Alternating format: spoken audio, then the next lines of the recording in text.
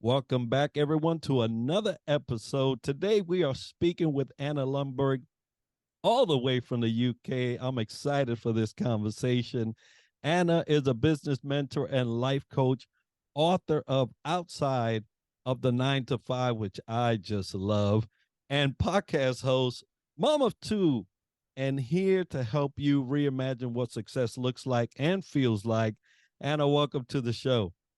Thank you so much. It's such an honor to be here. I was just sharing that, we spoke quite a long time ago, so I'm really excited. And I guess that's what happens in life. Life flies by, and before you know it, the time is here. So really glad to be with you today. Well, we are so honored to have you. And like I mentioned, Anna, earlier, I love what you do around the word success. I am a success to you. That's part of my deal. And after listening to you, I just had to get you to cover this because we're still early in the year. People have an opportunity to wrap around the word success in a good way, and you're going to help us do that. But before we get into it, tell us a little bit about you. Well, thank you. Where to start? I loved your little intro, and it's funny to still hear the mum of two. It feels like quite a new mantle still. It's a big identity shift for me. I think I was single and I suppose carefree for a long time, so it's still quite new, but you, of course, really take it to heart, and that's really shifted things for me. But yes, as you can hear, I'm in the UK. I grew up here. I'm on the sunny south coast now, so we moved to be close to the ocean a couple of years ago. But I'm actually Swedish. My parents are both Swedish, so we speak Swedish at home. Went through the English education system, studied at Oxford, worked at Procter & Gamble, so big American multinational company, and quit, in fact, 10 years ago. So I quit my corporate marketing job in 2013. And since then, I've been on this path where I've actually opened my eyes to asking these questions that we're talking about today, to understanding the answers for myself, and then hopefully guiding others on doing that too. From a personal perspective, as we said, I am now a mum of two. I've got Sophia, who's almost 4, and Zach, who's 2. And yeah, we're building our house here. We're living in, that's why I've blurred here. If you're watching the video, we're living in a bit of a temporary setup. But that is life. So life is a bit messy at times, but that's a little bit about me. Yes. So again, really happy to be digging into these questions with you today. You mentioned Zach. I have a grandson, Zach. So now we have something else in common. How lovely. For me, it was a very random name. I found it difficult to choose a boy's name, but I love it. It suits him. We call him Zachy now that he's little, but I'm sure he'll be a cool dude, Zach, when he's older. He'll grow into it. I'm sure he will. Now, Anna, when it comes to the word success, there are so many definitions. As we go through these questions, I know that you're going to delve into the various parts of success. But what is success to you?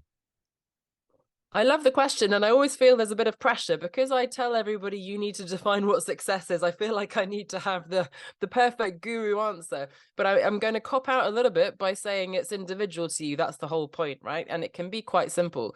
So for me, in the business context, I talk a lot about freedom, flexibility, and fulfillment, and that's really important to me. So freedom in terms of the work I do, how I do it, the people I work with. Flexibility. Flexible working was really important to me previously because I wanted to be able to travel and work from anywhere. Now, of course, with the children, it's really powerful to be able to work from home when needed. As we speak, my kids aren't at school yet, but there's actually a teacher's strike at the moment. So my colleagues who have children at school, are enjoying the flexibility of surprisingly having their kids at home. Those are the kinds of things that life throws at us. And then fulfillment. I and other parents still want to do really fulfilling work. There is an extra F, I think, which is probably financial security, financial freedom, which I don't want to underestimate, but I think generally we focus too much on that piece. So for me, it's the freedom, flexibility, and fulfillment. And then from a more personal perspective, more recently, I've realized it's really just being present. So wherever I am, whatever I'm doing, I want to be there fully. I don't want, especially now, and apologies for the references to being a parent, but obviously it's top of mind for me, but I don't want to be doing work while my kids are here and doing a bad job at work and also being distracted from my children. So if I know I've got a day with the children, I want to be with them. If I'm here with you, I've chosen to be here. I want to be here.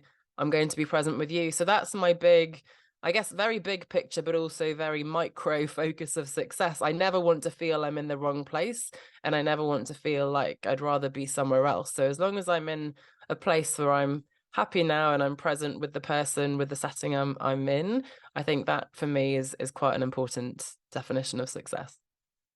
Important indeed. As you're mentioning these different scenarios, I'm quickly reminded of my wife's uh, begging of, "Hey, are you listening to me?" To put down these devices that so tie us to the events that are going on in the world. Before, it was a dedicated time to watch the telly, and you would get your news at a certain time, but now you get them instantly. And so we are so driven to distraction. And I love that you bring the point of being present. That is, if anything, going to be a great success point in your family as you're growing with your children, husband, spouse, however you would have it. But being present is so important. So thank you for sharing that. Now, you also mentioned fulfillment, and I love how you mentioned fulfillment. I've seen this come up in your different areas where you speak and you write. And purpose fulfillment is something that a lot of people have put on the side burner for the sake of what you mentioned earlier, the professional side. So, how is success tied to purpose? It's a great question. And when we talk about fulfillment and meaning and purpose, one of the first books I read when I first started exploring this area was Man's Search for Meaning by Viktor Frankl. And he was a Holocaust survivor, and he did lots of research and found that actually it's meaning that drives us, that gives us that purpose in life. It's not happiness. Happiness, yes, we all want to be happy, but it is having that thing to live for, the big why, I suppose, as Simon Sinek would say. For me, when I Googled the definition of success, of course you see fame, fortune, and all that, the wealth and social status, which you would expect.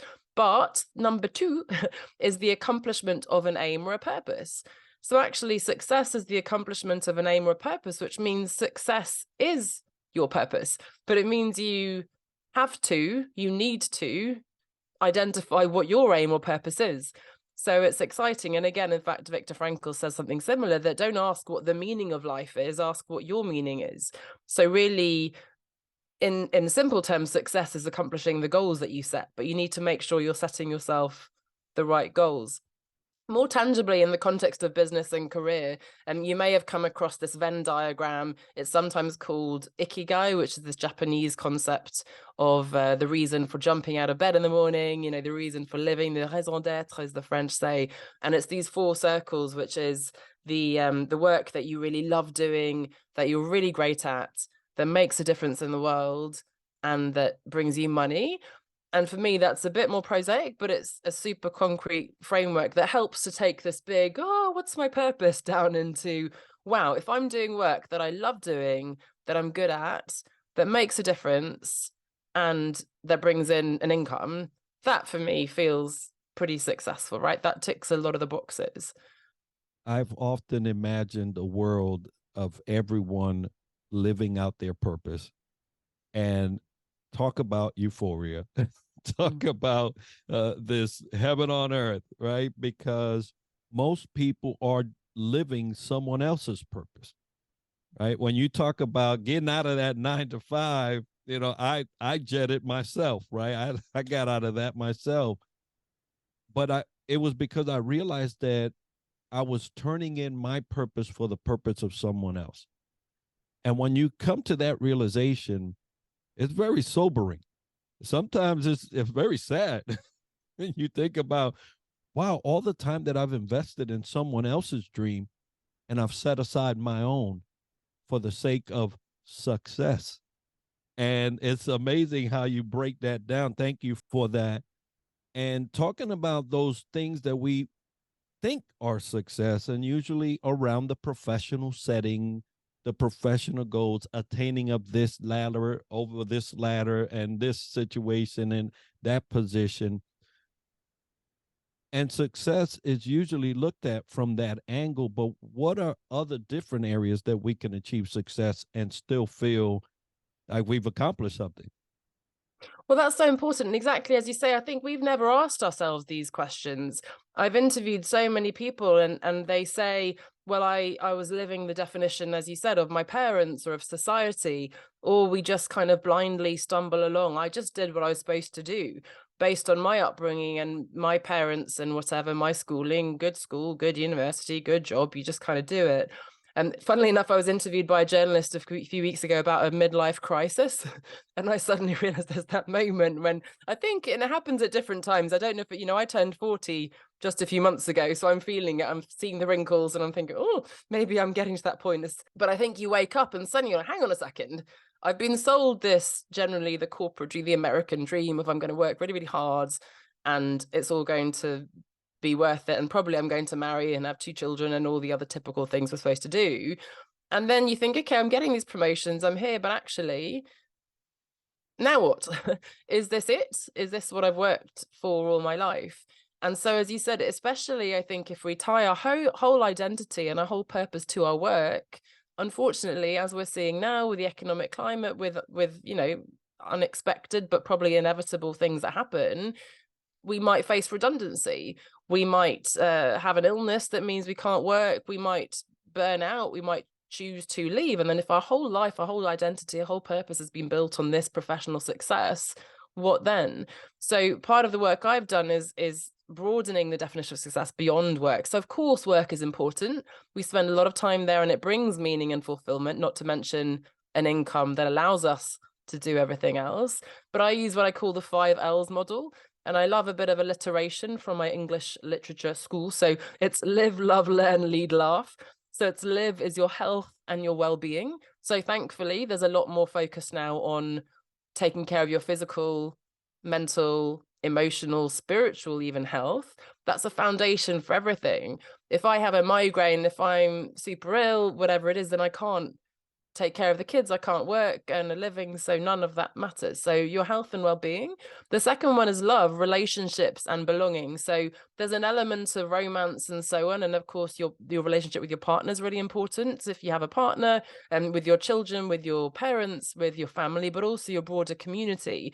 I think you mentioned being distracted on our phones. We're very connected, but also very lonely, and especially after the last couple of years. So feeling part of a community, part of that peer group is really important.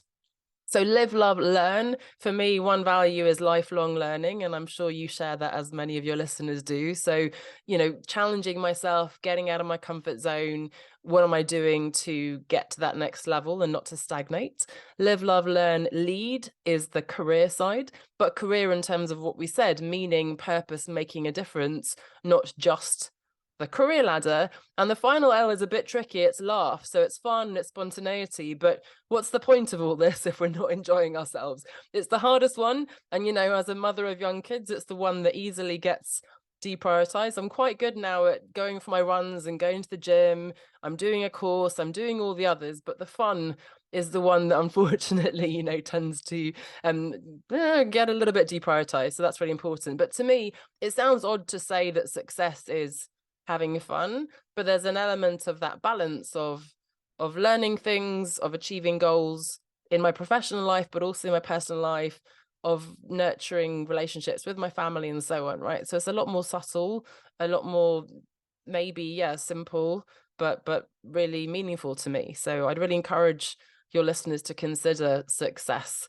in a non-traditional way, I suppose, that what does it mean to you? And it might mean something different to you. You might have other areas, but for me, that 5 L's model helps to prompt people to remind you that it's not just work. And even within work, it's not just, as we said, that corporate career path. There are so many options open us to work more flexibly and part-time and multiple jobs and all sorts of things now, right? So I think that's really exciting as well. That's a wonderful model to apply to your definition of success. I love the laugh piece because I often do it with myself. You have to apply a little grace to yourself to be able to say, not everything's going to be perfect. Not everything's going to come out as I thought. And sometimes part of the laugh is enjoying the way, even when it's not as nice. And once you apply that element of laughter, enjoyment, you see that things are not as serious at times as we make them out to be. And a good thing to apply to any part of business or life, which is grace, because challenges will come. Whether you think you're at the top of your success ladder or whether you think you're just starting, a challenge will come to hinder or maybe just increase the fire to make you better. But how can I prepare for those challenges that success will bring to me? I love that. And I love recognizing that there will be challenges, because I think sometimes we think, oh, if only, and you mentioned my book, I published that finally in December, and you think, oh, I'm going to have my book and then I'm going to be rich and famous. And nothing really changes from one day to the next. And, you realize, hang on a second, it's not quite the thing that you thought it was. So you work towards this goal. And actually also it's the journey. I know it's a cliche, but it is the journey, not the destination. Having the goal, it's about the process of getting there. Once you get there, probably there'll be another one. But in terms of preparing, I think a couple of things. One is, of course, working on your mindset. And we talk a lot about imposter syndrome.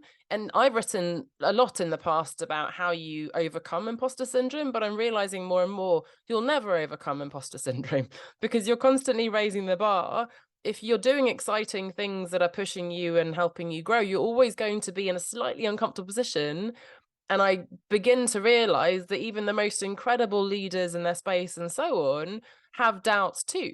So, it's an inevitable piece of it, but we need to work on that mindset, understanding, being confident in ourselves, but also understanding that we're going to be a little bit uncomfortable. So I think mindset's really important. And having that growth mindset, of course, that Carol Dweck talks about, that it's not just, oh, it's too difficult, I can't do it. But, I don't know how to do it yet, but I can learn, I can find a way I can get help. The second piece is that getting help, because we feel, and I'm quite independent, so I don't like to ask for help. And maybe we think it's a sign of weakness, but I think sometimes we need that accountability. We need people to believe in us, to cheer us on. We need that community I talked about. We need to have friends who just help us, as you say, laugh at ourselves and disconnect and don't care about podcasting or whatever it is we're doing. They just want to go and have a drink or whatever. And then also we may need some expert guidance sometimes. We might need a mentor or coach or something. And the final piece, again, maybe a cliche, but self-care. We talked about being ill and so on. But again, I know it's so important for me now. Sleep, unfortunately, is a little bit out of my control with the little ones. Last night was a pretty awful night with everybody in our bed and screaming. It was an unusual one. But, the unexpected happens. But generally, drinking water, eating well, exercising, fresh air, etc., finding ways to take care of ourselves, I think, is the way we're going to be more resilient when the inevitable ups and downs come. Because I found that the ups and downs are less extreme now after this many years, but they're still there. There are always disappointments. Things don't sell as well as you'd hoped, or people don't turn up to your workshop, or, you don't get the proposal or whatever, the client says they've gone with someone else. And I think you need to know that that's going to happen and be physically and mentally equipped to be in the long haul and stay focused on that purpose and success that you have in the future. Refining comes through a lot of ways, and our success is aided by different forms of things that we can implement and grab onto. I'm a big proponent of education and trying to enrich yourself. Read books like the one you wrote and get a different perspective. And that's the whole plan on this podcast, is to bring in a worldwide perspective on leadership. But what impacts do education, in whatever varied form they may be, have on success? And how could that make us better? I think that's the key point, the varied form, because if we think education, we tend to think the traditional forms, and certainly my experience, which yes, is quite a long time ago, but I get the sense that it hasn't changed that much, is this kind of linear again. We're working towards the grades. I call it good girl syndrome. I'm always looking for external validation, someone to tell me, well done, Anna, gold star, you've got the right answer. And the truth is there is no right answer in the real world. So again, actually, I think in terms of the growth mindset, my traditional education teaches me a fixed mindset.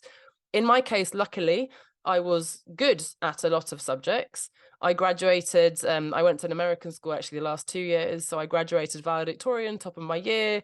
I was even voted most likely to succeed in the yearbook, which now I find fascinating. I want to go back to my peers and say, what do you mean by that? What did you expect? They probably, I imagine, assumed that, yes, I get good grades at school, therefore I'm going to have a good job and make lots of money. And that was the way they thought. And that's, an interesting perspective looking at it. What's exciting is, as you said, there are so many ways to learn now. So I've just signed up, there are all these free or low cost and certainly easy access platforms where you can study. I signed up to a course, I think from a university in New Zealand on organizational psychology. During lockdown, I did positive psychology. I can listen to podcasts. I can read books. I don't have to do a master's degree that's going to cost me another £15,000 or have someone actually teach me the formal qualification. Of course, those things can give you confidence and frameworks and credibility. But in terms of learning, there are so many ways. You're learning every day, talking to people, again, reading, listening, and so on. And so I think I'd encourage people to move a little bit away from that formal training and think, oh, I can't do that because I don't have the degree or the qualification. Of course, there are certain areas where you need to, it's a regulated industry, so you need to have a particular qualification. But generally, you can start now and then you can always, learn other things. There's always opportunity to learn more.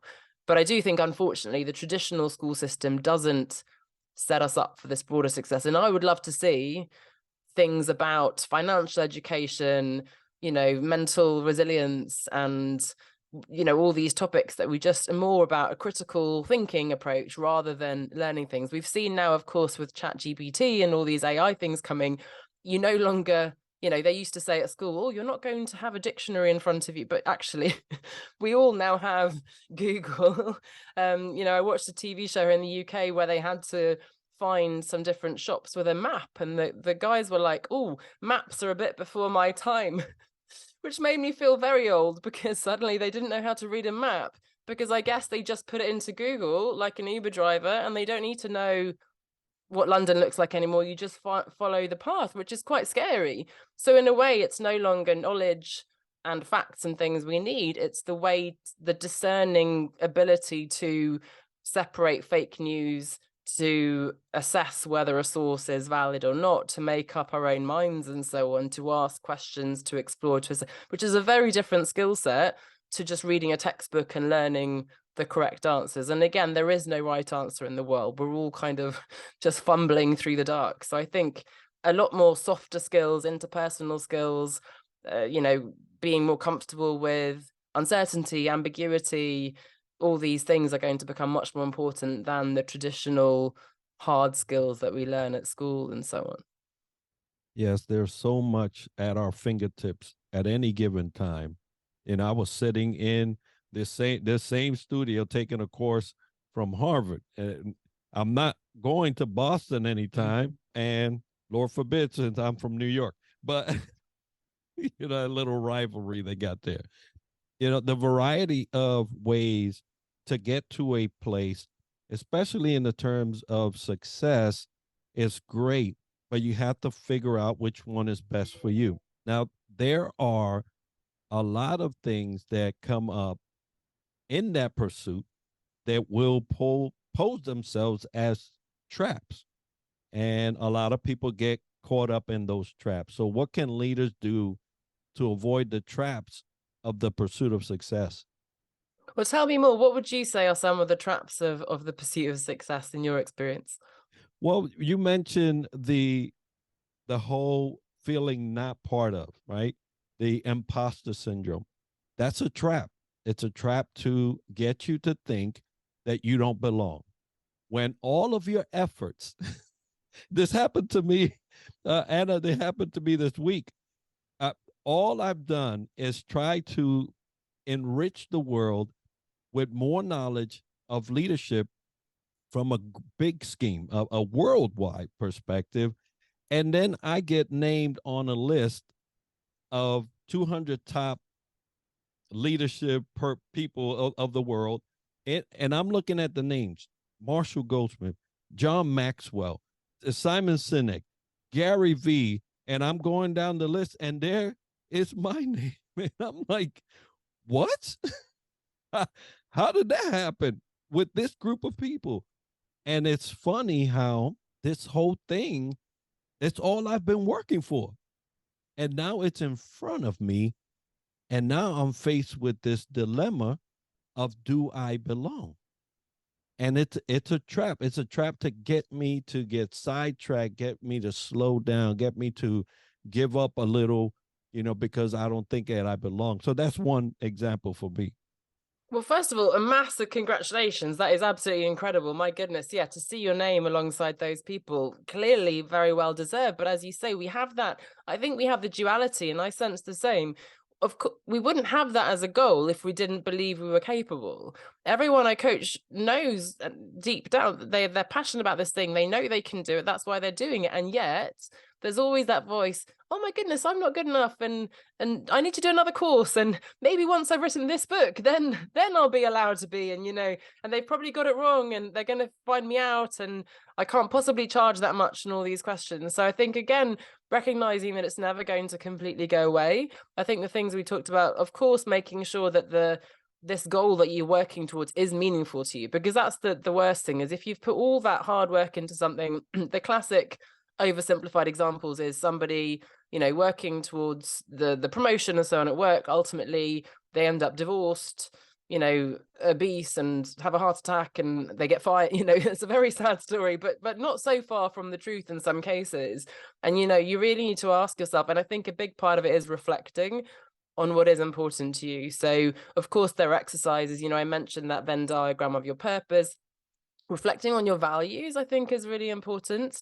Whether you're religious or not, just thinking of what's important to you and letting that be a bit of a guide so that you're making the right decisions for you. And again, sort of connecting with your intuition. I think it's a scary thing for me, being kind of a rational academic person. I want to have the pros and cons and so on, but you have a very strong sense. Whenever I regret something, like taking on a client or something, if I think back, I know, hang on a second, I sense that wasn't quite right. And you've kind of gone against it.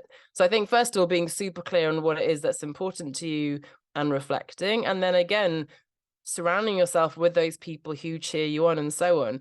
If I, take the example, I want to quit my job and start a business. If I'm surrounded by people who are in that job, who have a mortgage and family and kids in, as we call it in the UK, private school, lots of outgoings, they're going to project their fears onto me and say, oh my God, that's such a scary thing to do. You can't do that. And what a big risk. You should be grateful you have this job. You can't possibly, etc. If you start listening to podcasts, if you start reading books, if you start going into communities of people who have done that, and let's be honest, that's why I started my interview series myself. I wanted to be reassured by talking to other people who made these changes. Suddenly you surround yourself with people who are out there doing it. If I want to be an author, I can sit at home going, oh, I wish I was an author.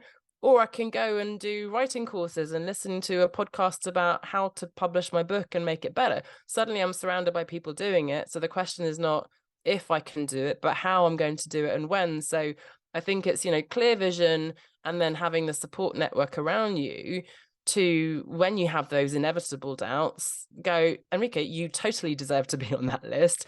These are the reasons why. Look at what you've done. And also, by the way, to celebrate it. Because if I know you and if I know myself, we're going to right away jump to the next thing. Well, now I want to be in the top 10 list of leaders. I'm going to beat Marshall Goldsmith. I'm going to publish my next book. I'm going to now get to the bestseller. We're constantly raising the bar. And I think we forget how far we've come as well. My goodness, if you could tell yourself, 1 year ago, 5 years ago, 10 years ago, where you'd be now, it would be incredible, right? And yet I'm looking around, I should be further along. Should is a dangerous, poisonous word, I think. So connecting with what's important to you, surrounding yourself with people supporting you, I think is a good place to start. Absolutely. The trap of should. That's how we'll encapsulate that little segment of question, because It is, and it's so nice to hear that. Thank you. I appreciate that. And for those out there listening to the show or watching on the video, don't fall for the traps and celebrate. Celebrate, right? And I did somewhat, but I didn't do it as much.